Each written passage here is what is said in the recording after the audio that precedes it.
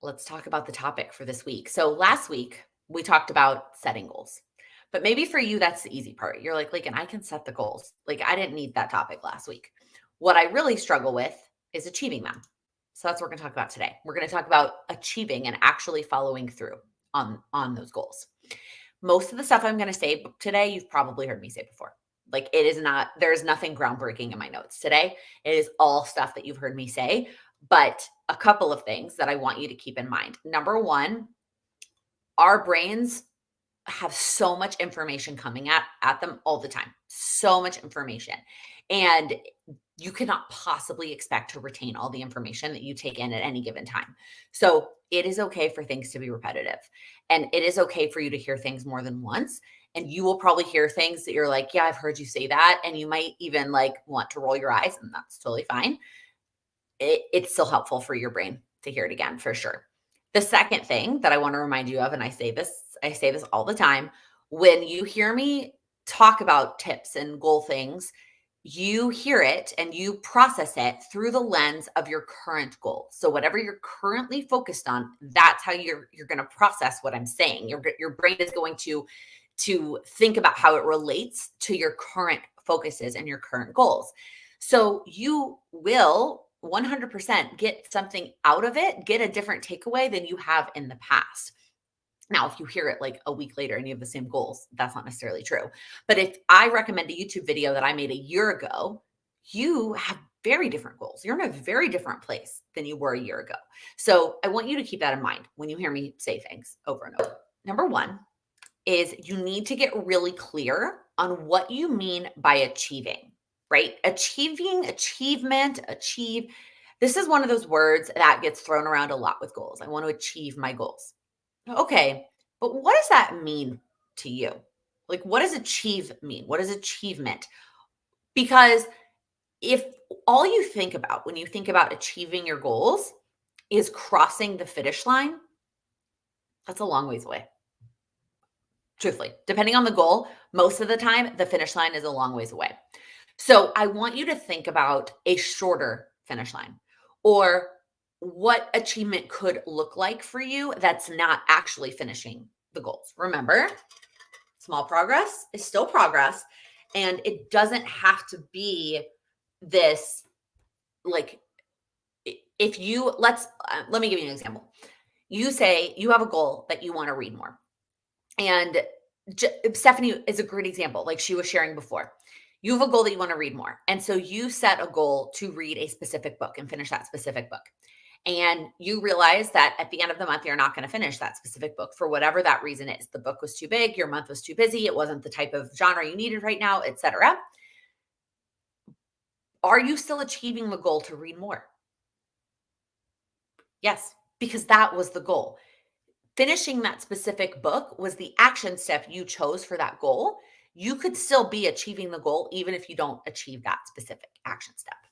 And along those same lines, kind of wraps all up into one, is you've got to get clear on what that goal means to you. Because everybody has a different reasoning or a different, not reasoning, description of goals. We could all have the exact same goals. Like my annual goals are pretty vague.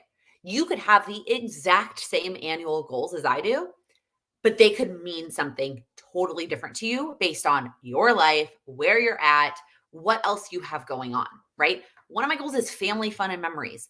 My guess is you probably have some of you have a similar goal to that, but you may have called it something different. And it might mean something different to you, right? Family fun and memories with a 5-month-old is going to be very different than family fun and memories with a 5-year-old or a 15-year-old. So I want you to make sure that you are getting really clear about what that goal means to you. And most importantly, not worrying about what it means to anybody else. These are your goals. This is your life. And I want you to make sure that your goals that you're working on mean something to you. You're clear on what they mean to you, and you're clear on what achievement means. Don't click on this video and be like, oh, she's going to teach me all the tips and tricks on how to achieve my goals. I'm going to give you some tools to help you achieve your goals.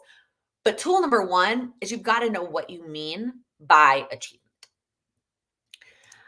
Number two, you got to break it down. And then you got to break it down again. and you've got to keep breaking it down. Unfortunately, breaking down your goals is not a one and done kind of thing. Breaking down your goals is not, let me break it down this one time and then I'm done breaking it down. You are going to revisit that breakdown every month, every quarter, and you're probably going to have to break it down even further because that first level of breakdown is probably not small enough. I just listened to the episode this week from The Lazy Genius, her podcast episode that's about projects. And the way that she describes this concept is if you wouldn't put it on a to-do list, you've got to break it down again. And the way I always said it is if you wouldn't put it in your planner, you've got to break it down again. It's the same concept.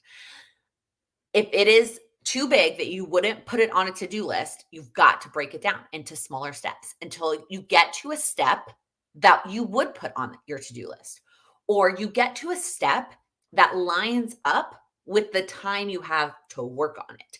So if you are somebody who you live alone, you don't have kids yet, maybe you can find an hour chunk of time to work on your goals. That can be your breakdown stopping point, is an hour of time. Flip side, you're somebody with a small child. Maybe you work 9 to 5 outside the home, and you're lucky if you can find 15-minute chunks of time to work on your goals. That's the breakdown that you need. You need to break it down into 15-minute chunks. The breakdown level really depends on your life. And I always tell you to err on the side of smaller. Smaller is always better. I would always rather you break it down more and get to check off more than one thing than to not break it down, think that you're going to have time to do that whole thing, and then you only do half of it, and then you feel unaccomplished. Or you realize you don't have time to do the whole thing, and so you don't even do half of it. Right, just me. Break it down even smaller. Smaller is always better. More check marks are always better. Then, once you've broken it down to that small enough step, you've got to schedule time for it. Is it in your planner? Do you have time on your calendar? This was past Laken's biggest struggle, I think, with goals. I mean, I did a whole video on like all of my prior, I think I called it goal mistakes that I made. But this was a really big one for me. Is I would say that I had a goal to, I can't even think of an example, do something. And then I would not put that in my planner. I would find a way to fill my planner with a million other tasks and to-dos, none of which were related to my goals. Like it just didn't make sense. Your planner and where you spend your time has to line up with what your goals are. If you do not put them down in your planner, you won't do them. Like it is that simple. If you're here, you probably use some sort of planner. You probably have some sort of scheduling system. Even if it's Google Cal, you have a planner or scheduling system for your life. Where are your goals in that system? Where is the time that you've set aside? Now, if you are somebody who you're like, well, like my life is always up in the air and I can't plan that far in advance, you don't have to plan it that far in advance. Ask yourself tomorrow, when on my calendar tomorrow can I work on my goals? Even if it's for 5 minutes. When this weekend can I work on my goals? Maybe you're somebody who you're like, I don't want to be tied down to doing something at a specific time. You are a rebel tendency. And you're like, I don't want to say to myself that I'm going to work on this thing on Saturday at 11 a.m. Don't. First off, you don't have to say exactly what time. You say at some point over the weekend, I'm going to spend an hour on my goals. And then you also don't have to say exactly what goal you're going to work on. You can say, I'm going to spend an hour on my goals. And then when the time comes, you can pick which goal you're going to work on. But there still needs to be alignment with the time on the goals list to the time in your calendar, even if it's not exactly, you're writing exactly what you're going to be doing, but you have goal time scheduled in your planner. I know that this, like the whole process, it sounds so much more simple. You're like, but like I know all those things and I'm still not achieving my goals. I feel you. And that is why I would highly recommend you join the community if that is something that you're still struggling with. If you are clear on what it means to you and you've broken it down into smaller steps and you're scheduling time for it and you're still not doing it, let's chat, because I have a feeling it is one of these 3 things and you just need somebody to talk it out with. Sometimes it is as simple as hearing from me that step is still too big. Literally the other day, somebody sent me a text and they were like, I'm going to start tracking my food. And And if this is a topic that you struggle with, I'm not talking about anything specific related to like diet or any of that stuff. She wanted to track her food. That was important to her. And I said, that's awesome. But let me tell you that tracking your food is a huge step. To go from tracking nothing to tracking at least 21 meals plus snacks plus drinks, that's a lot. That is a lot. And then layer on top of that, that most people, when they start tracking their food, also try to change something about their food, right? They're trying to make adjustments as well. And I said, let's make that even smaller. I want you to either pick one day or 2 days that you're going to track, or one meal.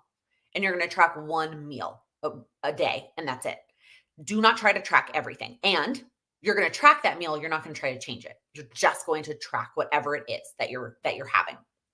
And that was the small step. I know that tracking food sounds like it's small, but it's actually huge. But from your perspective, you may not see that. An outsider's perspective can tell you it's too big, and that the issue is you need to break it down more. So I know that there was no like secret weapon, secret key that I have for you in getting all the check marks and achieving all your goals. It doesn't have to be that complicated. It can be very simple as long as you know what achievement means, you break it down, and you put it in your planner.